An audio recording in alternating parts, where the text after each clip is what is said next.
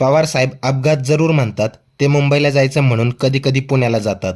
एकच सांगतो, म्हातारा संयम राखून आहे, विरोधकांची राख रांगोळी होणार हे नक्की.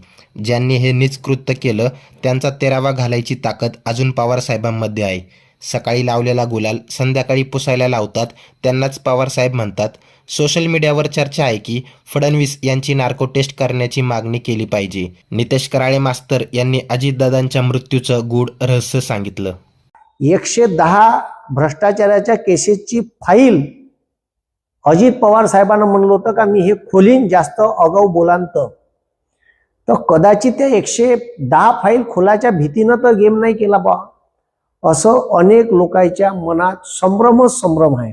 ज्या माणसाचा या महाराष्ट्राच्या राजकारणात प्रचंड मोठा वट होता, असा एक धुरंधर राजकारणी एका विमानाच्या अपघातात मृत्युमुखी पडते आणि त्याच्यानंतर जे सत्य बाहेर येऊन राहिलं त्याच्यावरून असं वाटते का एखादा एवढा हाय प्रोफाईल माणूस एखाद्या विमानात जात आहे तर त्या विमानाचे काय काय गोष्टी चेक केल्या, काही तथ्य असे बाहेर आले का त्याच्यामुळे अनेक प्रश्नचिन्ह निर्माण होत आहे. सामान्य लोकांमध्ये फिरल्याच्या नंतर लोक म्हणत आहे का ह्या घातपातच आहे, काही तर लोक सरळ म्हणत आहे का ह्या बीजेपीनं गेम केला. म्हणजे असे सरळ लोकांचे आरोप आहे का 110 भ्रष्टाचाराच्या केसेसची फाईल अजित पवार साहेबांना म्हणलं होतं का मी हे खोलीन जास्त अगाऊ बोलांत, तर कदाचित त्या 110 फाईल खोलाच्या भीतीनं तर गेम नाही केला बा, असं अनेक लोकांच्या मनात संभ्रम आहे. आता संभ्रम याच्यावरून आहे का नेता काही सर्वसाधारण नव्हता, एक राजकीय वलय असलेला आणि आदरणीय पवार साहेबाचे पुतणे, आणि त्यानं स्वतःची ओळख स्वतःच्या भरोशावर निर्माण केली होती. ती अशी होती का या महाराष्ट्रात एकमेव असा नेता होता जो कधी जात धर्म पंथ याच्यावर न बोलता कामाची गोष्ट करायचा. ह्या एकमेव नेता होता का जो सकाळी 6 वाजतापासून आलीवे तर 5:30 वाजतापासून कामाला लागायचा. हा नेता असा होता का या नेत्याची एक वैशिष्ट्य होतं का सगळ्याले हसत खेळत ठेवायचा. इवन कार्यकर्त्याले जरी चुकून काही बोललं तर त्या कार्यकर्त्याला राग नाही यायचा, त्याच्यातून बा दादा आपल्याला प्रेमानं समजून सांगत आहे.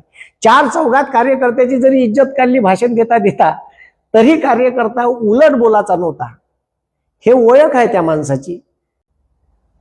अनेक लोक म्हणते का दुसरा नेता मेला असता चालला असता, पण दादा गेल्यामुळे महाराष्ट्राच्या राजकारणात इतकी मोठी राजकीय पोकळी निर्माण झाली का जे कधीच भरून निघणार नाही. अजून 20 वर्ष तर दादानं इथचं राजकारण आणि सत्ताकारण हालू दिलं नसतं, एवढा वट या महाराष्ट्राच्या राजकारणावर अजितदादा पवार यांचा होता. पण आज आपण विमानाचं अपघाताचं गूढ रहस्य आणि लोकांच्या चर्चा याच्यावर आपण काय लोकांच्या मनात चालू आहे. लोक म्हणते हा घातपात केला, लोक म्हणते बीजेपीनंच केला. आता ह्या लोकांच्या अशा चर्चा आहे. ठीक आहे, मलाही वाटलं का अपघातच असत, पण त्याचे सीसीटीव्ही फुटेज पाहिले. ठीक आहे, अनेक लोक म्हणते का विजिबिलिटी, ठीक आहे, म्हणजे ठीक आहे लोकांचं म्हणणं पडलं का विजिबिलिटी नव्हती. पण तिथं ऍक्च्युली मी दुसऱ्या दिवशी तिथं सकाळी पोचलो. माझं विमान नागपूरवरून रात्री 3:15 वाजता उडालं. मी 4:30 वाजता पुणे एअरपोर्टवर होतो आणि त्याच्यानंतर 5 वाजता गाडीत बसून मी जेव्हा पोचलो तर 7 वाजताच विजिबिलिटी होती ना जी मी जेव्हा पोचलो तर. म्हणजे विमान ठीक आहे जे 8:45 तिथं पोचलं तेव्हा भरपूर विजिबिलिटी होती. 8:45 वाजता 3 किलोमीटर दूरचं दिसत होतं. मग म्हणते विजिबिलिटी नव्हती म्हणून ते खालतं उतरलं. एवढं तर आंधळ नाही असू शकत. 2 पायलट होते, एक को पायलट होती शुभांगी पाठक आणि एक दुसरा पायलट होता.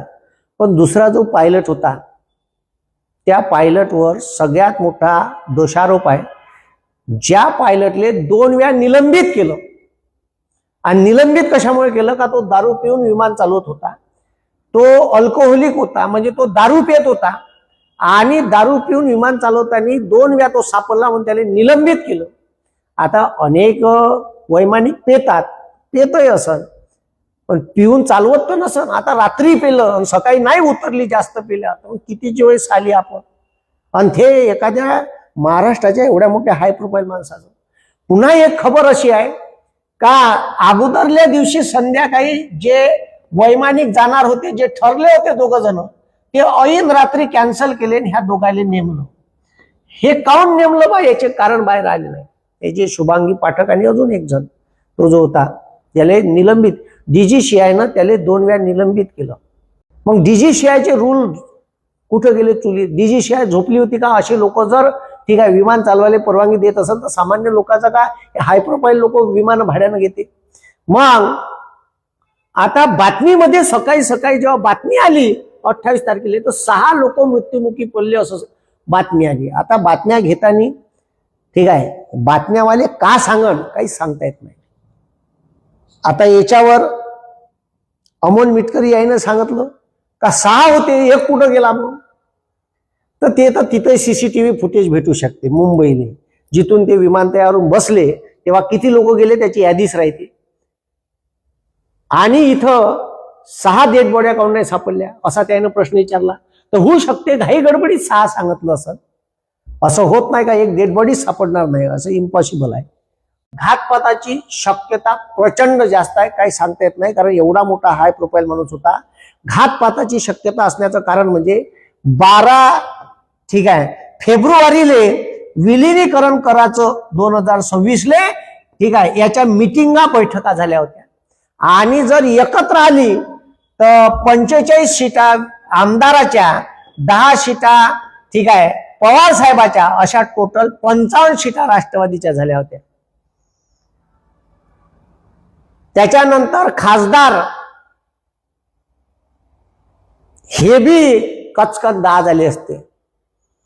आणि लय मोठा तमाशा महाराष्ट्राच्या आणि केंद्राच्या राजकारणात घडू शकत होते. पुन्हा शरद पवार आपला वजीर चालवल्याशिवाय ठेवत नव्हते. म्हणून जर राजाले मारता आलं नाही तर वजिराने मारल्या जाते, हे मात्र तेवढं सत्य. कारण राजा आपली चाल खेळणार. जर हे एकत्र आले तर महाराष्ट्राच्या राजकारणात मोठा भूजाल येऊ शकते. आणि हे भूजाल काय असू शकते तर हे राष्ट्रवादी पवाराच्या हातात नाही गेली पाहिजे, विशेषतः शरद पवार साहेबाच्या हातात नाही गेली पाहिजे, असं या महाराष्ट्रातले BJPचे दिग्गज नेते यायले वाटत होतं.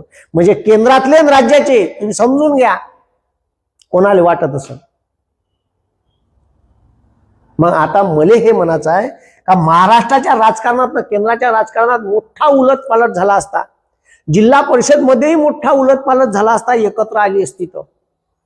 पण एवढं लक्षात ठेवा लोक इतके बदमाश आहे, लोक मेल्यावरच तुम्हाला चांगलं म्हणते. अजितदादा आतापर्यंत लोकांना वाईट होते, एक लोकांसाठी सारे लोक हे करून राहिले, कामाचा नेता गेला, ह्या नेता नव्हता झाले पाहिजे. म्हणून अजितदादाचा एवढा मोठा कोणताही नेता गेला असता महाराष्ट्रातलं चाललं असतं, पण अजितदादा जायला नव्हता पाहिजे हे लोक म्हणून राहिले होते तिथं. मी जेव्हा अंतिम संस्काराला गेलो तेव्हाची गोष्ट सांगून आलो. आता त्याच्यात विमानामध्ये ब्लॅक बॉक्स असते, त्या ब्लॅक बॉक्स मध्ये का चर्चा झाली शेवटी पायलटांची, काय तथ्य होतं. आणि बाजूलाच पुण्याचा एअरपोर्ट होता, सोलापूरचा, तिथं जाऊन उतरू शकत होते, तिथं गेले काऊन नाही. मिड डे कॉल काऊन नाही केला, म्हणजे मदतीचं आवाहन ज्याला म्हणते किंवा आम्हाला मदत पाहिजे असा कॉल काऊन नाही केला, असं काही तिथं तथ्य आढळलं नाही. मग आता ब्लॅक बॉक्स मध्ये काय ही खरी माहिती माहीत पडल.